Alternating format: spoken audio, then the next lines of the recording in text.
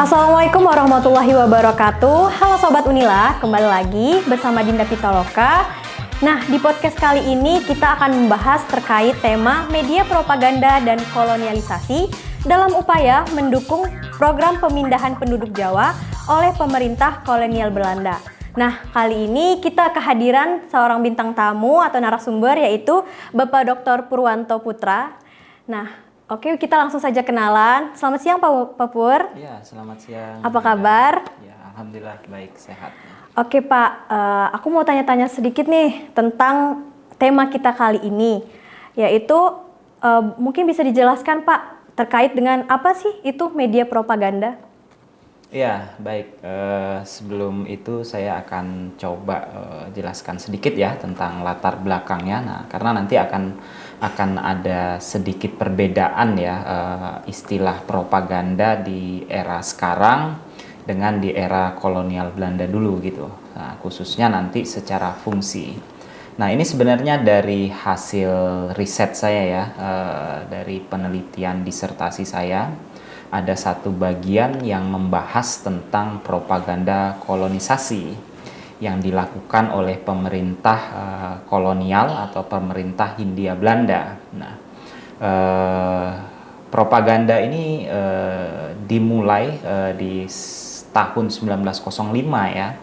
Ketika itu saat pemerintah Belanda sedang menggulirkan suatu kebijakan yang disebut dengan kebijakan politik etis. Nah, kebijakan itu sebenarnya ada 3, salah satunya di bidang pendidikan, kemudian di bidang pemindahan penduduk atau yang kita sebut dengan kolonisasi tadi, dan yang ketiga adalah irigasi. Nah, itu dulu poin pentingnya gitu. Nah, dari ketiga kebijakan itu, kebijakan politik etis itu, saya memilih kebijakan kolonisasi untuk dikaji secara lebih mendalam. Nah, dari hasil penelusuran saya, ketika saya mencari berbagai sumber, rujukan, referensi, arsip-arsip, banyak hal terkait kolonisasi ini, saya menemukan salah satu hal yang cukup penting ya, yaitu terkait propaganda kolonisasi. Artinya, ada semacam ketika itu ya, apalagi di masa itu masyarakat pribumi ya di wilayah kolonial ini sangat tingkat literasinya masih sangat rendah gitu ya, belum bisa baca, belum bisa menulis. Kemudian juga media-media penyebaran informasi itu sangat terbatas ya, seperti film, mungkin surat kabar, buku itu sangat sedikit sekali. Nah, ditambah tadi ya, masyarakat kita kebanyakan belum bisa baca tulis. Nah, sementara pemerintah kolonial ini punya satu program untuk memindahkan penduduk Jawa ya, penduduk Jawa keluar Pulau Jawa. Nah, salah satunya yang disasar waktu itu adalah wilayah Lampung. Nah, pemerintah memiliki kesulitan yang cukup besar awalnya gitu ya kan, untuk menumbuhkan animo dan motivasi penduduk Jawa ini agar mau pindah dari wilayah asalnya. Ternyata dari studi itu saya juga menemukan dan berlangsung bahkan sampai era-era berikutnya gitu ya, bahwa masyarakat Jawa itu juga memiliki salah satu filosofi hidup ya, salah satunya yang mungkin tercermin sampai sekarang, yaitu mangan ora mangan asal kumpul. Artinya apa? Kalau di dalam bahasa Indonesia, makan nggak makan, yang penting kumpul. yang penting masih bisa tetap kumpul gitu ya kan. Artinya apa?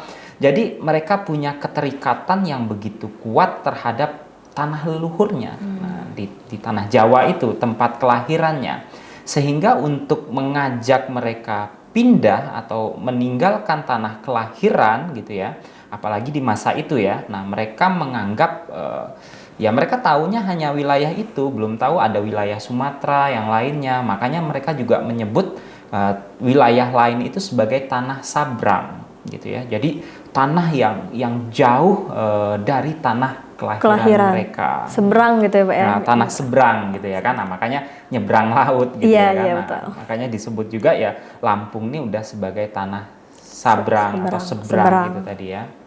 Nah, atas dasar itulah makanya dibikin lagi suatu program ya atau kebijakan ya yang disebut dengan program atau propaganda kolonisasi gitu.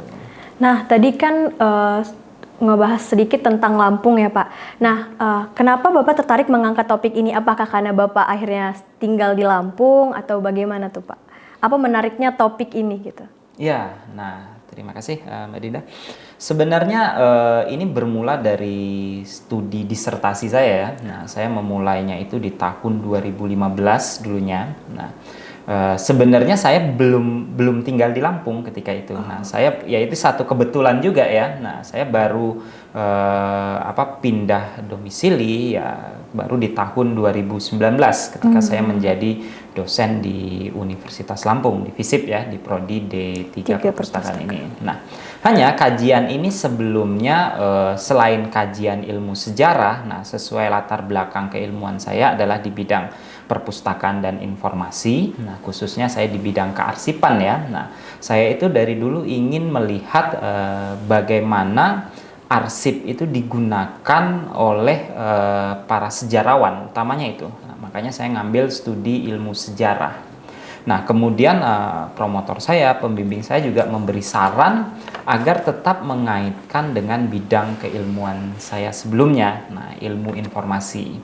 Nah, dari situ sebenarnya ilmu informasi, ilmu sejarah itu bisa mengkaji berbagai hal gitu. Nah, salah satunya adalah kebijakan informasi transmigrasi sebenarnya kajian saya. Tapi sebelum masuk ke era kebijakan informasi transmigrasi, nah sebagaimana transmigrasi itu yang cikal bakalnya sudah dimulai dari kolonisasi oleh pemerintah kolonial Belanda. Nah, sehingga saya mengambil tema juga mengkaji lah gitu ya kan tentang program propaganda kolonisasi ini gitu. Program kolonisasi. Nah, itu teman-teman. Oh iya, informasi bahwa sekarang Pak Pur adalah sebagai dosen prodi D3 Perpustakaan. Jadi buat teman-teman yang mau nanti masuk ke perpustakaan, Pak Pur adalah dosennya ya. Oke Pak, aku mau nanya lagi nih terkait dengan media propaganda. Nah, apa saja sih Pak bentuk-bentuk dari media propaganda tersebut? Mungkin bisa dijelaskan. Oke, baik. Ini sangat menarik ya.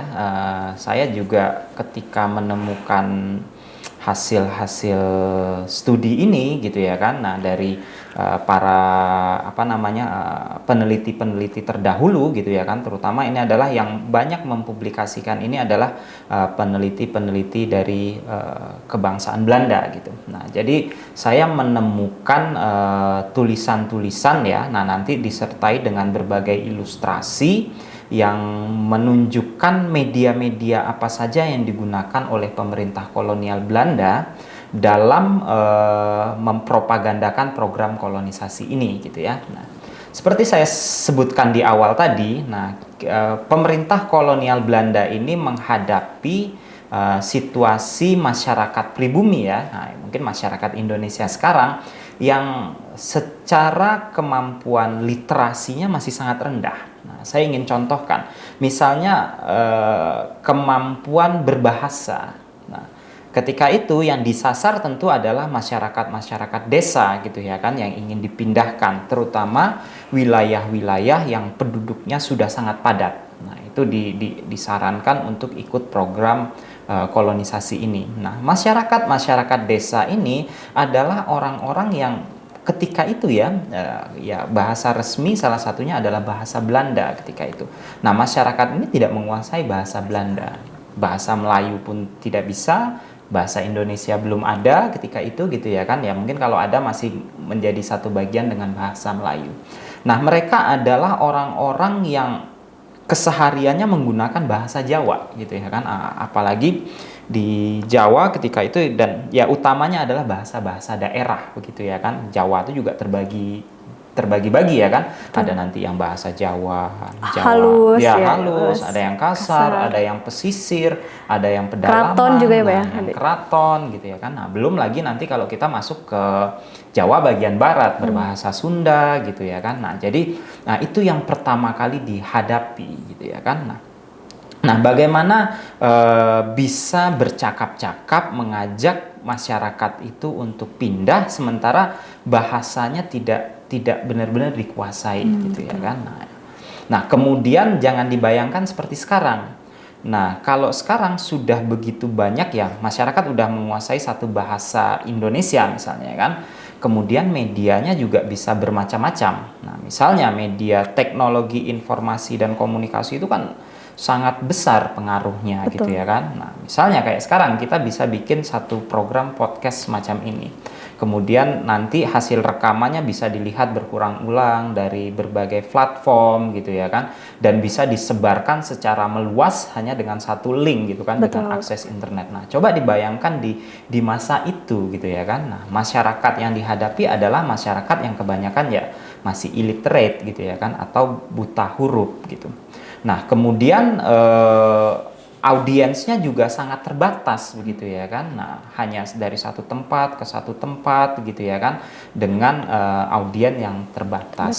Nah, sehingga di masa itu di program kolonisasi ini, salah satu sumber juga menyebutkan bahwa biaya yang terbesar, anggaran terbesar untuk program kolonisasi atau pemindahan penduduk ini adalah pada sektor atau pada unit untuk mempropagandakan kolonisasi. Nah, jadi biayanya itu sangat besar gitu ya kan. Nah, dan yang terbesar ternyata kalau saya tidak salah ingat, sepertiga dari biaya program pemindahan penduduk itu adalah untuk program propagandanya.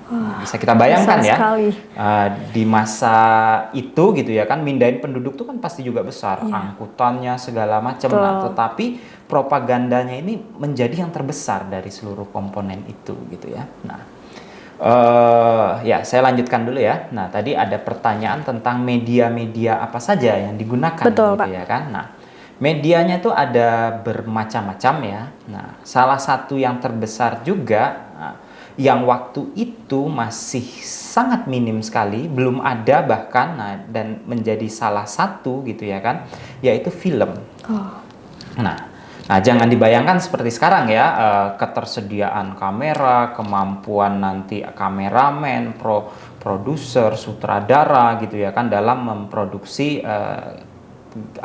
media gambar bergerak atau motion picture kita menyebutnya ya kan, atau film itu tadi, audiovisual gitu ya kan. Nah, ternyata memang pemerintah kolonial sampai merekrut seorang pembuat film yang merangkap sutradara ketika itu yang berasal dari Belanda. Nah, orang Belanda yang memang mempunyai keahlian dalam memproduksi film-film dokumenter. Nah, dimintalah mereka membuat salah satu film dokumenter tentang program kolonisasi ini. Nah, dari film ini saja, studi saya, kajian saya juga mengamati ada hal-hal yang sangat menarik gitu ya. Nah, kalau kita bicara tadi secara sisi produksinya gitu ya kan, secara teknis, nah kemudian kalau dikaitkan pada sisi konten ya, nah kontennya ini juga menarik.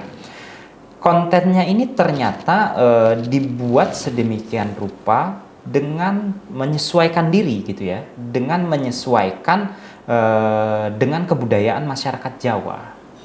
Nah, salah satunya adalah masyarakat Jawa itu gitu ya kan, walaupun dulu film itu menjadi sesuatu hal yang asing, tapi mereka sudah sangat terbiasa dengan pementasan tradisional. Kayak teater semacam kayak itu teater, ya? wayang orang, ketoprak gitu ya kan. Nah, dan setiap pementasan itu kan punya lakon-lakon, punya cerita gitu ya kan. Nah, di dalam film itu sama gitu ya kan. Nah, mereka mengangkat lakon tentang wayang orang gitu ya kan. Nah, jadi ada punakawan itu ya kan, tokoh-tokoh punakawan gitu ya kan, 3 tokoh itu yang memerankan film itu gitu ya yang kan. menceritakan tentang kolonialisasi ini. Nah, mengajak masyarakat untuk berpindah itu tadi ya, dimasukkan ceritanya gitu. Nah, itu salah satu ya, film. Kemudian ada media-media lain ya. Nah, media cetak ketika itu, media tulis, media cetak gitu ya kan, yang digunakan juga untuk mempropagandakan kolonisasi ini. Nah, ketika itu ada poster-poster ya. Nah, nanti saya ada contoh-contohnya gitu ya kan yang saya temukan dari sumber primer Belanda. Nah, poster-poster tersebut nanti juga bisa kita saksikan ya di slide gitu ya kan. Nah, poster-poster tentang ajakan untuk berpindah. Kemudian ada juga ternyata di masa itu udah ada kalender dalam versi tercetak juga. Oh, Nah, sudah. gitu.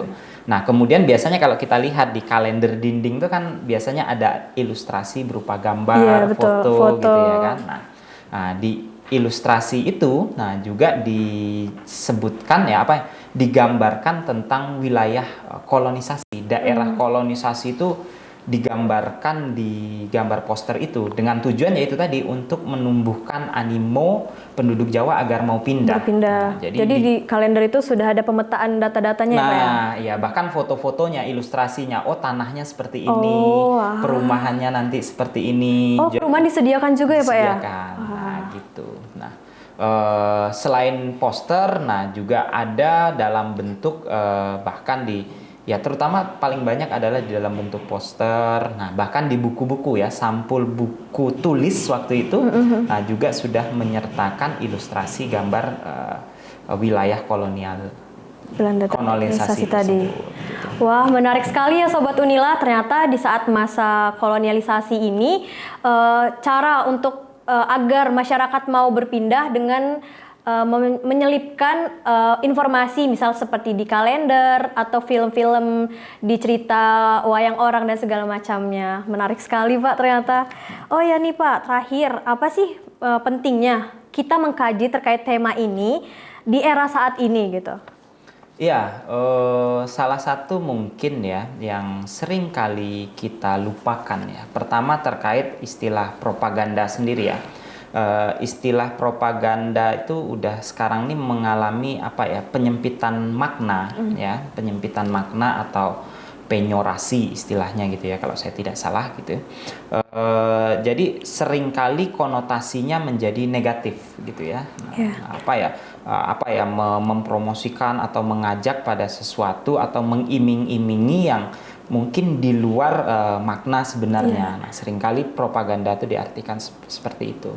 Nah, sementara di masa kolonial Belanda, nah mereka menyebut itu secara eksplisit gitu loh. Ya, jadi saya pikir belum ya dari tafsir saya, dari pemaknaan saya, makna propaganda itu bukan sesuatu hal yang negatif ketika itu ya, bukan bermakna penyoratif tadi gitu ya.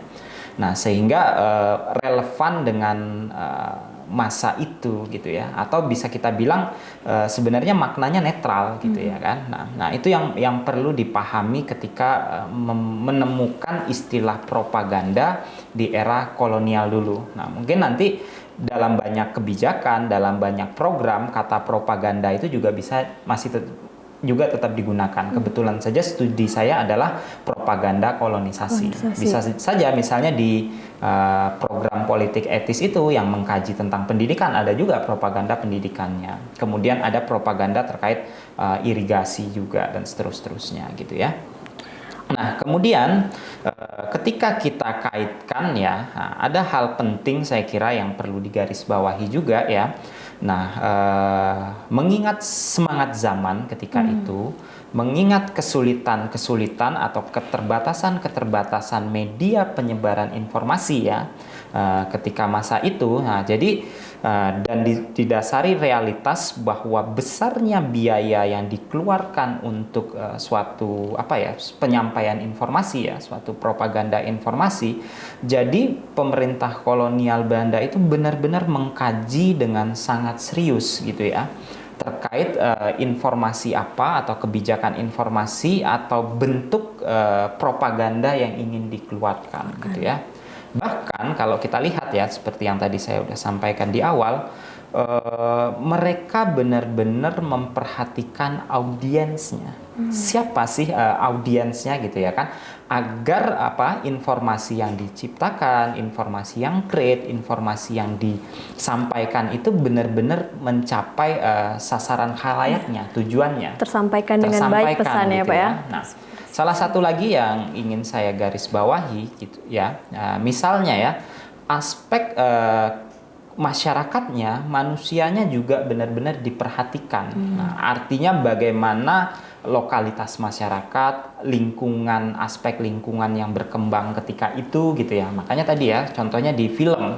Film itu walaupun menggunakan sutradara atau meng-hire sutradara dari Belanda, tidak budaya Belanda yang ditampilkan gitu ya kan. Nah, tapi sutradaranya itu juga riset, timnya juga riset gimana karakter masyarakatnya. Nah, makanya diangkat tadi tentang tokoh Punakawan itu ya yang mementaskan. Nah, itu udah keseharian masyarakat Jawa yang ditemui di wayang orang, ditemui di wayang kulit gitu ya kan. Nah, itu yang ditampilkan. Nah, diberi muatan ajakan untuk berkolonisasi. Nah, menjadi semakin menarik karena ada kebaruan waktu itu. Masyarakat tuh rata-rata belum pernah nonton film segala macam, belum pernah menyaksikan seperti itu. Kemudian, di dalam layar gitu ya, Pak? Nah, ya kemudian dibikin. Nah, nanti ada juga salah satu contoh bagaimana keramaian mereka ya di satu pendopo atau ruangan gitu ya, yang mungkin di kadipaten atau apalah gitu ya di masa itu ya kan, yang menampilkan semacam layar tancap gitu ya kan, yang memutar film itu gitu ya kan. Nah, jadi sangat ramai sekali. Nah, artinya adalah ini bisa juga menjadi strategi untuk saat ini.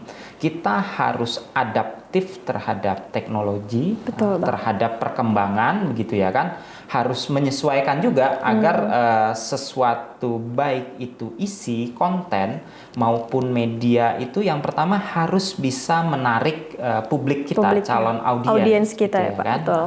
Misalnya kalau kita tarik saat ini, kalau audiens kita anak muda ya kita pahami dulu karakternya seperti apa, kebiasaannya ya. Kalau mereka aktifnya di TikTok, di Instagram ya kita harus gunakan media itu.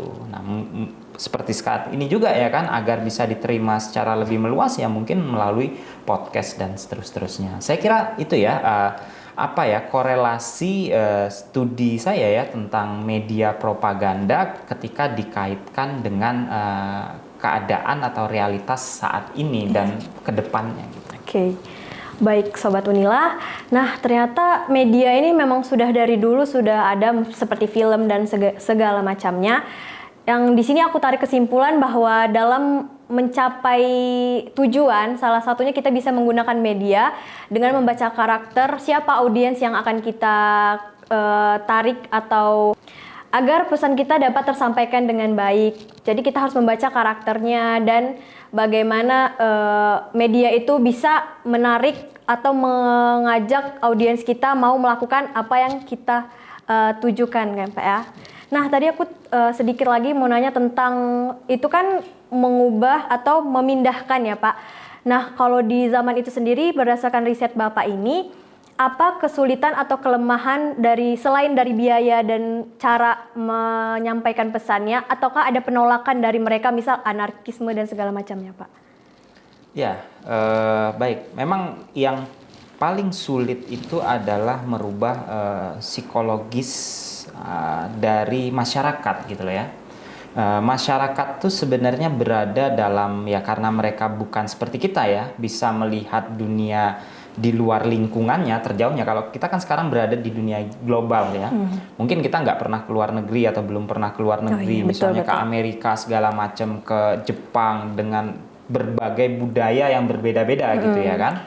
Nah, tetapi kita kan sudah bisa melihat melalui berbagai media ya, sosial media yang bahkan sekarang bisa kita lihat secara real time gitu ya. Iya, betul banget Mungkin Pak. Kalau kita dulu melihatnya dari film itu kan sudah dalam bentuk konstruksi ya, sudah ada, artinya bukan sesuatu hal yang real. Nah, tapi ketika sekarang ya kita bisa melihat benar-benar real sesuatu yang misalnya dalam bentuk video-video vlog, nah itu kan real gitu ya betul. Kan. Nah, sementara di masa silam ya masyarakat Jawa ketika itu belum, hanya sebagian kecil sekali yang bisa menyaksikan dunia di luar lingkungan tempat tinggalnya gitu, tempat lahirnya segala macam gitu. Nah, sehingga yang pertama paling sulit adalah memang merubah mindset itu secara psikologisnya gitu ya kan. Nah, mereka masih menganggap bahkan ya sampai Orde Baru di beberapa bagian wilayah masih ada tuh. Nah, dari hasil studi saya juga memperlihatkan kan, dan terekam di berbagai media. Salah satunya ada salah satu novel ketika itu, novel dengan judul Mangun ya. Itu menceritakan Romo Mangun, terekam di situ ketika ada program transmigrasi ya. Nah, yang cikal bakalnya dari kolonisasi tadi, ketika ingin dipindahkan tuh ada semacam diskusi ya antara petugas dari transmigrasi yang ditugaskan untuk mengajak masyarakat untuk pindah dengan masyarakat. Mereka menyebut bahwa ketika dipindahkan itu sebenarnya mereka itu menganggap mereka akan dibuang. Atau bahkan yang lebih ekstrim, diumpankan atau dijadikan santapan untuk hewan buas. Nah, karena mereka menganggap misalnya di luar Jawa itu, di Sumatera itu masih hutan belantara, di mana di sana banyak terdapat ular-ular buas, ular berbisa, hewan-hewan buas semacam harimau, macan dan seterusnya. Mereka menganggap seperti itu. Nah, jadi itu yang menjadi kesulitan terbesar sebenarnya dari sisi psikologis, selain kesulitan-kesulitan teknis ya tentunya. Nah, mungkin kita nggak bisa bayangkan keadaan transportasi seperti sekarang ya. Nah, di masa itu kan masih sangat sulit, jalan juga masih sangat sulit, walaupun jalanan Lampung juga mungkin nggak kalah sulitnya ya dengan masa itu ya, Lampung saat ini gitu ya kan. Nah, ya, tapi kira-kira itulah gambarannya. Oke, baik, terima kasih Pak. Nah, itulah tadi teman-teman Sobat Unila terkait dengan tema kita hari ini, media propaganda dan kolonialisasi dalam upaya mendukung program pemindahan penduduk Jawa oleh pemerintah kolonial Belanda pada saat itu. Nah, mungkin sekian Pak podcast kali ini. Terima kasih banyak atas kehadiran Bapak. Baiklah Sobat Unila, kita akhiri podcast kali ini. Sampai jumpa. Ya, sampai jumpa. Ya, terima kasih Mbak Dinda.